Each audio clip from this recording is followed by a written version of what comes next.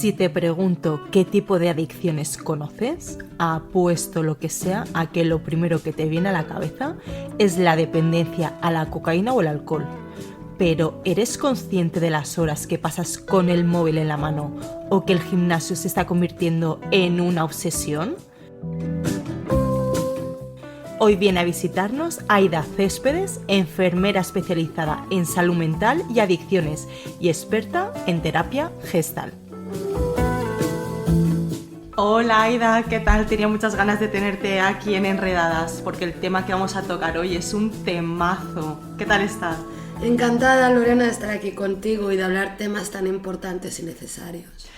A ver, vamos a empezar con qué es una adicción como tal. Pues mira, una adicción es un trastorno de salud mental, ¿vale? Y crónico. ¿Por qué digo lo de crónico? Es muy importante incidir en este aspecto. Porque aunque estés mucho tiempo sin consumir la sustancia y consigamos la abstinencia, que abstinencia es dejar de consumir, puedes tirarte 30 años sin consumir y tener recaídas. Has cogido un cáncer, la muerte de un familiar, por lo tanto siempre tendrás que estar alerta. Es una enfermedad como una diabetes. Te vas a tener que cuidar siempre y no bajar la guardia. Por eso la tratamos como enfermedad crónica. La adicción se convierte en adicción cuando algo se convierte en un hábito y se repite de forma compulsiva y reiteradamente. ¿Qué ocurre? El problema llega cuando toda tu vida gira alrededor de la sustancia o de la conducta y limita tu vida y la perjudica seriamente. Que al final condiciona, ¿no?, tu día a día, entiendo.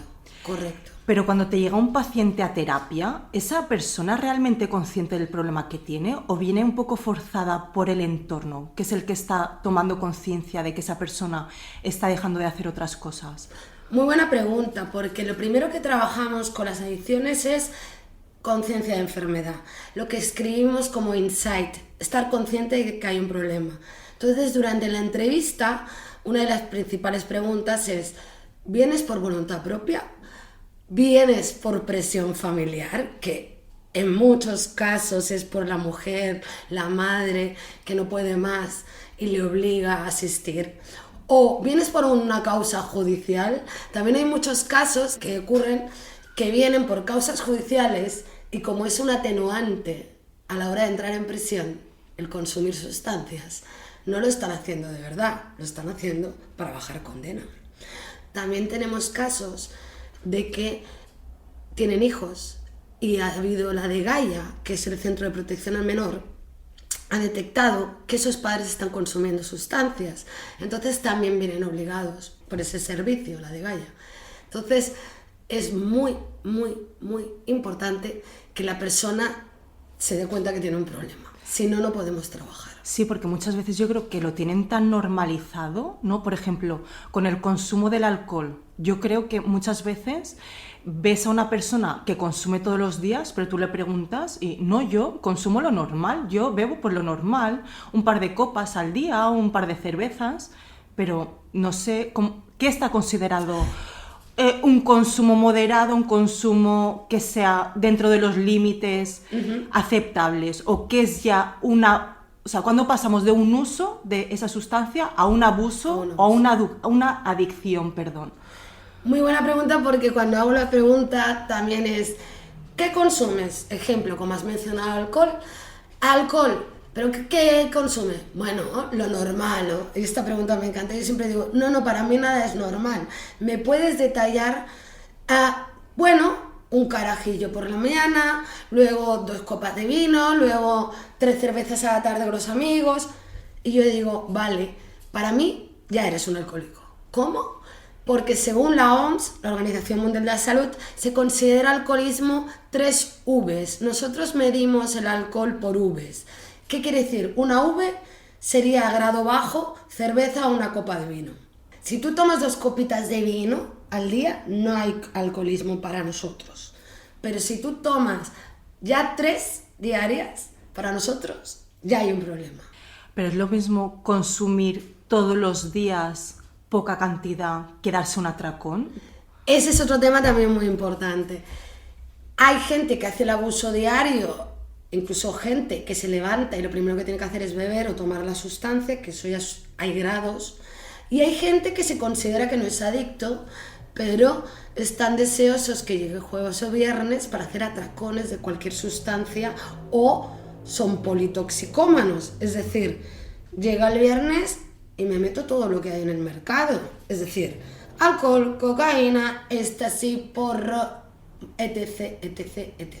O sea, que hay que diferenciar entre el abuso diario y el atracón, pero también es un problema, claro, en las adicciones. Y existen factores de riesgo, ¿no?, que condicionen que esa persona pueda llegar a desencadenar una adicción a alguna sustancia. Totalmente. Podríamos diferenciarlos entre factores endógenos, internos, o exógenos, externos. Endógenos, el principal, y además esto es increíble, esto es de las primeras preguntas que realizamos en la entrevista. ¿Hay antecedentes de drogadicción en la familia? Y te diría que un 85% hay antecedentes. Recalco algo. Cuando hago la pregunta, les tengo que decir, cuando digo drogadicción digo alcohol. Es que mucha gente se piensa que el alcohol no es droga. Bueno, mi abuelo bebía, sí, siempre ha sido un hombre de bar. Es que claro. Está normalizado el uso el consumo, perdón, de alcohol. Sí, es un temazo. Entonces sí que hay un factor muy genético. Es más, te puedo contar casos como chicos adoptados que luego se han reencontrado con el padre biológico y el chico adoptado era adicto a cocaína o alcohólico y luego han encontrado al padre después de muchos años y también lo dio en adopción precisamente porque era un adicto, ¿no? Wow. Entonces hay un factor genético clarísimo, sobre todo en el alcoholismo. Luego, el hecho de ser TDA, hiperactivo. El niño, sabemos, TDA, hiperactividad. Te cuento algo súper interesante con los TDAs. Los TDAs se automedican de forma natural cuando son adultos, porque a un TDA el éxtasis, la cocaína, la metanfetamina, el speed, le relaja. Y tú dirás, ¿cómo que a un TDA le relaja estas sustancias? Porque es un efecto que el cerebro, los neurotransmisores pelean entre ellos, los receptores, y neutralizan. A los niños TDA se les da Concerta, que es un fármaco legal, que es un derivado con una fórmula similar a las anfetaminas. ¿Qué te quiero decir? Que si no detectamos TDAs a tiempo, niños con hiperactividad, el niño de forma natural en adolescencia empieza a consumir tóxicos porque es que a él le sienta bien, le frena la impulsividad, la agresividad, le calma y se está automedicando. Wow. Y esto sería un factor interno. Ahora vamos a factores externos. Traumas infantiles, todos tenemos traumas, pero hay traumas peores que otros, ¿no? Como podrían ser los abusos sexuales, ¿no? La ansiedad. Una persona con mucha ansiedad, mucha gente tiende a drogarse para calmar su ansiedad. Sobre todo el dolor. Y cuando hablo de dolor, hablo de sufrimiento emocional, depresión, estrés. Todos esos son desencadenantes Externos para acabar teniendo problemas con drogas. El tema de la marginalidad, pero también el tema del éxito, porque el ser un broker, alguien de la banca, alguien con mucha dopamina, que luego hablaremos de la dopamina, también es un... Te predispone Te también. predispone, correcto. Y luego el género diverso, ¿no? Por la marginación, por la duda de cuál es mi género, ¿no? Todo esto. El bullying que han podido sufrir les lleva a todo esto. Y luego también, pues las prácticas sexuales de este sector también están muy basadas con las drogas. ¿A qué te refieres? También trabajamos con el chemsex, homosexuales. Sus relaciones sexuales están basadas con metanfetamina y se tiran horas teniendo sexo en saunas y todo va relacionado con drogas. Es un sector que estamos teniendo también muy importante. Lo veis bastante en, como un factor de riesgo. En vuestros centros. Hasta ahora, Aida, estamos centrando la entrevista en lo que son las adicciones a sustancias químicas. Me has hablado del alcohol, me has hablado de las drogas como la cocaína, pero ¿no veis cada vez más adicciones comportamentales? ¿No? ¿A qué me refiero con esto? Yo cada vez veo más gente adicta a los teléfonos, a las redes sociales. ¿Cómo se trata todo esto? Porque parece que estén más aceptadas socialmente, pero yo creo que se están volviendo también un problema. No, un problema no, es un problemón, porque estamos llenos de dopamina, que ahora se está hablando mucho de la dopamina, que esto tiene que ver con el sistema de recompensa. Aquí voy a hablar un poquito de antropología, biología, para que entendamos un poco por qué funcionamos así. La dopamina surgió para... Todo lo que tiene nuestro cuerpo es necesario, nada es estúpido, nuestro cuerpo es inteligentísimo. Es un neurotransmisor que surgió como forma de supervivencia. ¿Para qué? Para perpetuar la especie. Porque ¿dónde recibimos mucha dopamina y placer? En el sexo. Y en la comida. Ahí también hay mucho placer. Ahí la dopamina nos ayuda a estar siempre relacionados con sexo y comida para poder sobrevivir. El problema ha sido... Y aquí hablo ahora de las redes sociales, de la tecnología, que ahora estamos llenos de recompensa. Es decir, cada vez que tú te pones un vídeo, que ves la foto de ese chico en el Instagram, ¿qué tal? Estás teniendo un exceso de dopamina. Y es una recompensa inmediata. Y está generando muchos problemas a la población porque estamos hackeando el sistema de recompensa. Lo estamos mal utilizando en exceso y estamos llenos de dopamina y por lo tanto al final acabamos llenos de cortisol, que es la hormona del estrés. Y el sistema de recompensa es esencial para entender las adicciones tanto a sustancias químicas como comportamentales. Y la tecnología pasa desapercibida porque todos normalizamos llevar el móvil en la mano en el metro, pero nos está generando muchísimo daño. Yo lo veo cuando entro muchas veces en el tiempo transcurrido en Instagram, por ejemplo, y digo, porque yo no tengo la sensación de haber pasado tanto tiempo, pero cuando miro el tiempo que he estado, digo, jolín, pues te has tirado media hora o te has tirado hoy una hora. Y claro, ahí es cuando soy consciente, pero muchas veces no tenemos conciencia del tiempo que pasamos en redes sociales. O te estoy hablando de redes sociales o de otro tipo de... Pornografía, por ejemplo. Estamos Claro, teniendo problemas en nuestra sexualidad porque también consumimos mucho porno. Por ejemplo, las compras compulsivas para anestesiar mi dolor, porque al final es una sociedad enferma que no quiere aceptar el dolor, se quiere disociar y de ahí vienen todas las adicciones. También pueden ser adicciones a relaciones tóxicas. ¡Wow! Temazo, Cuidado. Temazo ese. Hay mucho tipo de... Y bueno, y por supuesto vamos a hablar de la ludopatía, que esto hace años que está y también va muy ligado con el alcohol y la cocaína, la ludopatía. Y las tragaperras. Consumo y me voy al bar y cada vez... Eso también es ruidito de las tragaperras, ¿no? Les encanta, ¿no? Es dopamina por un tubo. Aida, según tu punto de vista, ¿cuál sería para ti la peor adicción? Porque hemos hablado de las adicciones químicas, las adicciones comportamentales, ¿no? Que estarían relacionadas con todo esto que hemos visto ahora. Incluso, no lo hemos nombrado, pero incluso yo creo que las operaciones estéticas, ¿no? Hay gente muy adicta que se hace una operación estética y dices, estás estupenda, no, pero me voy a retocar ahora tal. Yo creo que hay mucho, ¿no? En la sociedad y a lo mejor está también relacionado con la autopercepción, ¿no? La percepción que tienes de ti mismo. Pero para ti, ¿cuál sería la peor de todas? Sin ninguna duda, y soy una abanderada y llevo un grupo de alcohol terapéutico. En mi casa ha habido alcoholismo de cuarta generación. ¿Por qué digo lo de cuarta generación? Pues por eso, porque son cuartas generaciones bebiendo, ¿no? Yo empecé a probar alcohol muy tarde por el respeto que le tengo. Ahora hago un uso moderado. Pero es un problemón, porque el alcohol está normalizado. Y hay algo que quiero reivindicar desde aquí. Sabemos que es la peor droga, la que más afecta cognitivamente con la demencia Korsakoff, que es un tipo de demencia devastadora, que aparece en los grandes bebedores. Problemas circulatorios gravísimos, problemas del hígado, ¿no? Del páncreas, problemas... Mira, solo decirte que es el único mono, es decir, el único mono, me refiero a que cuando no tomas la sustancia, que te puedes morir. Lo que conocemos como el síndrome de abstinencia. Correcto, el delirium tremens. Hay alucinaciones visuales, ven a bichitos, convulsionan y parada cardiorrespiratoria. Wow. Y entonces te preguntarás cómo es legal, cuando es la que más daña físicamente y cerebralmente y es el único síndrome de abstinencia que te puede matar. La mayoría de gente que tenemos en la calle viviendo son alcohólicos. El alcohol es devastador y los suicidios van muy relacionados con el alcoholismo.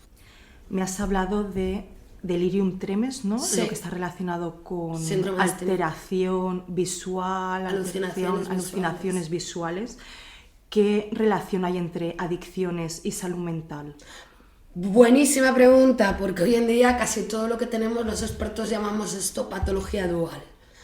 Y ahora voy a contar lo que es patología dual. Es el huevo o la gallina, ¿no? Tenemos casos de gente que ya tenía una patología psiquiátrica de base y como encima la sociedad los margina, consume sustancias, todavía empeora su patología de base. Pero luego tenemos a muchos casos hoy en día que es ese chico o chica que tiene una susceptibilidad biológica hacia, por ejemplo, la paranoia. Una persona suspicaz, paranoide, tipo personalidad paranoide. Entonces esta persona prueba los psicotrópicos. ¿Qué hablo de psicotrópicos? Porritos, tripis, cocaína en exceso. ¿Qué ocurre? Aparecen los brotes psicóticos. Entonces, ¿qué pasa? Este paciente, además de ser un paciente de adicciones, pasa a ser un paciente psicótico. Que tenemos que aplicar antipsicóticos. Aparte, entonces tenemos que trabajar dualmente, por eso se llama patología dual. Trabajamos desde los dos frentes, adicciones y salud mental. Bueno, adicción es un problema de salud mental también, pero me refiero desde la parte más psiquiátrica. ¿Y cómo lo tratáis en terapia, el tema de las adicciones? Primero, conciencia de enfermedad. Esto es súper básico, porque si la persona no se da cuenta que tiene un problema, por mucha mujer que esté insistiendo, aún así va a recaer, porque es todo un circuito el de las adicciones. Primero es la precontemplación, ¿no? No estoy planteando la contemplación, la acción, y la recaída la mantenemos en el circuito, porque casi siempre hay recaídas. Entonces, primero vamos a desintoxicar la sustancia.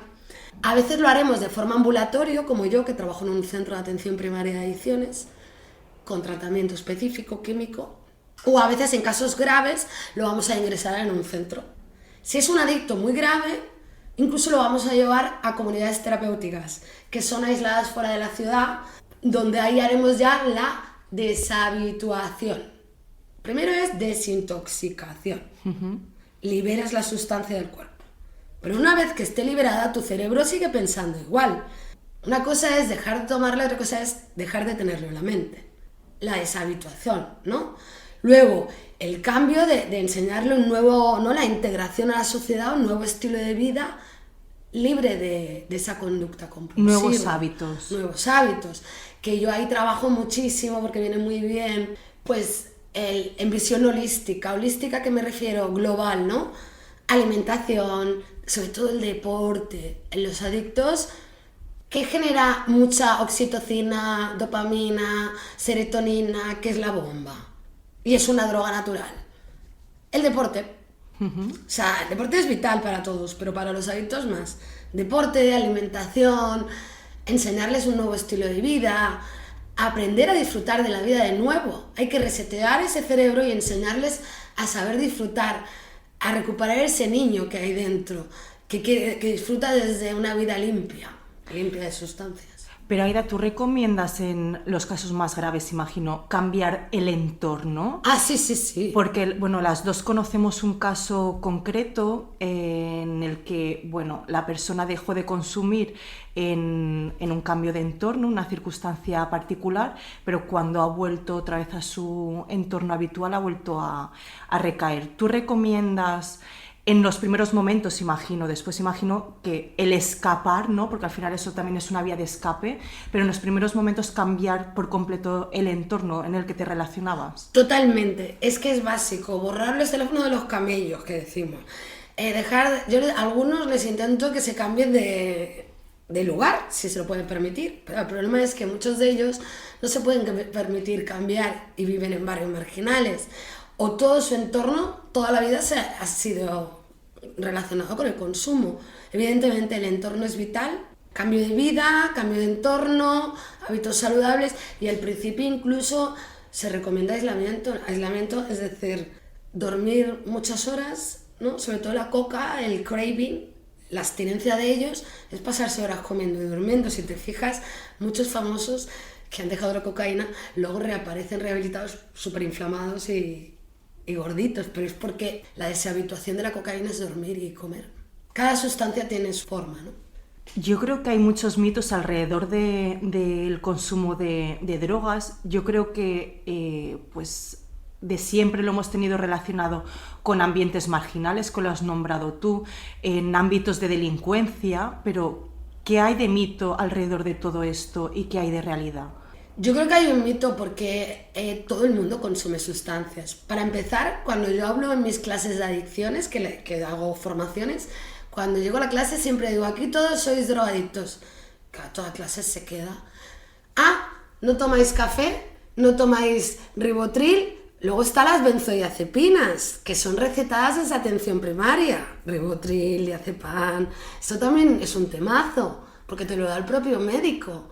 Y mucha señora mayor, encantadora, monísima, está aislada en su domicilio, en soledad, y se engancha a estas pastillitas mágicas. Tengo así de señoras adictas, que le digo, señora, usted es una adicta. Yo, y no lo identifican. ¿Qué quiero decir? Droga es cualquier sustancia que hace un cambio en tu cuerpo. Por lo tanto, todos tomamos drogas. Desde un ibuprofeno, desde un ribotril, desde un café, desde un té, sí, cualquier sustancia. Pero es un poco lo que decías al principio, ¿no? Depende todo de lo que condicione tu día a día. El uso que hagas de ellas. Porque al final, los fármacos, la morfina es un opiáceo, ¿no? Pero sí, nos lo dan de modo muy medicinal, ¿no? Hay gente que necesita su pastillita para ir a dormir, necesita Correcto. su café para levantarse por la mañana y empezar a arrancar, si no es capaz, ¿no?, de seguir su rutina. Aida, comentabas antes que en tu centro tenéis como salas específicas para que la gente vaya a drogarse, que suena como paradójico, ¿no? Porque si estáis como tratando la adicción y estáis como intentando desintoxicar a una persona, me resulta súper chocante lo que me comentabas, ¿no? Que vayan allí a pincharse. Explica esto porque es súper interesante. Es súper interesante, porque yo trabajo en mi consulta privada, ¿no? Y luego trabajo en la pública, digamos. Y mi empresa es puntera en adicciones en Barcelona desde los años 80 porque hice un proyecto de reducción de daños. Otro tema. Las adicciones las puedes abordar de dos maneras. Desde la abstinencia, que significa no tomo nada, la sustancia, o la tomo, pero ya que sabemos que la vas a tomar, que esto surgió con la heroína en los 80, al menos vamos a minimizar el daño que te hagas a ti y a la población. ¿Cómo lo conseguimos? Se montó, que actualmente está en el Raval, por ejemplo, en Barcelona, pues es una sala de venopunción y de toma de crack. ¿Qué hacemos ahí pues el profesional? Primero vigilamos que se pinchen en el lugar correcto, que no haya extravasación de la vena, que no haya intercambio de jeringuilla entre ellos, es decir, no ETS, no enfermedades de transmisión sexual. Analizamos la dosis, que no esté adulterada y que se pueda consumir. Sí, que no se pasen, ¿no? Que no pueda llegar si hay una sobredosis, la revertimos. Claro. Y vamos trabajando también conciencia de enfermedad. Entonces, en el mundo de las adicciones también hay que ser honestos. Siempre se busca la abstinencia, ¿no? Abstinencia, repito, es dejar del consumo. Pero a veces con el paciente hay que ser honesto y decirle, ¿tú qué buscas? Yo se lo explico como te lo estoy explicando a ti. Digo, ¿quieres que hagamos primero reducción de daños? Pues lo más extremo sería la sala de venopunción, pero por ejemplo en un alcohólico es, si antes te tomabas una botella de whisky, ahora vamos a sustituirlo por 4 cervezas que tienen menos grados. ¿Me explico? Ahí yo ya estoy haciendo reducción de daños. Luego está lo extremo de la sala de venopunción, que esto es para que no haya jeringuillas en la calle, no haya tanto SIDA como antes, que siga habiendo, SIDA. Claro, la transmisión de enfermedades, ¿no? Enfermedades de transmisión. Intoxicaciones, o sea, sobredosis, tal.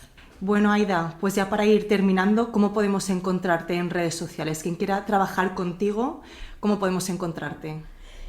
Bueno, pues simplemente poner Aida Céspedes, ya aparece bastante información mía en el Google. Si lo buscáis, tengo mi página web a vuestra disposición contando mi proyecto.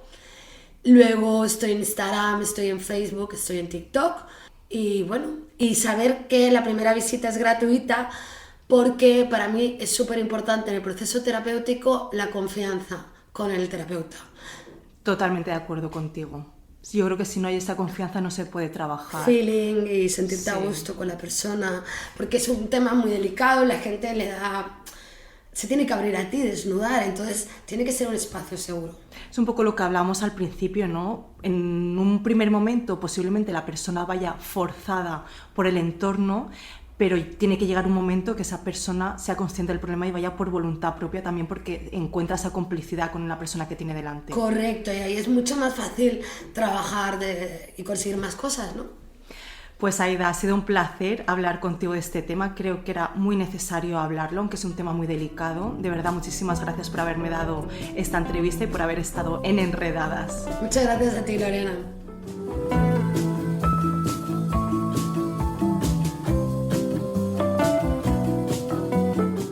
De la entrevista con Aida me llevo que hay muchas más adicciones aparte de las sustancias químicas y que todos, en mayor o menor medida, somos adictos a algo. ¿Sí? ¿Me has escuchado bien? Tú también eres adicto. Solo piensa las horas que pasas en el gimnasio a la semana. O simplemente entra en Instagram y consulta las horas de conexión diarias que tienes con esta aplicación. Bueno, sin hablar de que acabas de salir de una relación tóxica y ya te estás metiendo en otra. O que te has inyectado 3 veces Botox y sigues sin verte bien. Eso sin tocar el tema de la ludopatía, la adicción al sexo o la pornografía. Al final, como dice Aida, cualquier sustancia o comportamiento que condiciona tu día a día es una adicción. Pero también me llevo como aprendizaje que no hace falta que cambiemos nuestro comportamiento de forma radical. Yo, de momento, voy a empezar a reducir mis tiempos en redes sociales. Ahí te dejo los deberes para que pienses qué puedes cambiar tú para mejorar tu bienestar en tu día a día.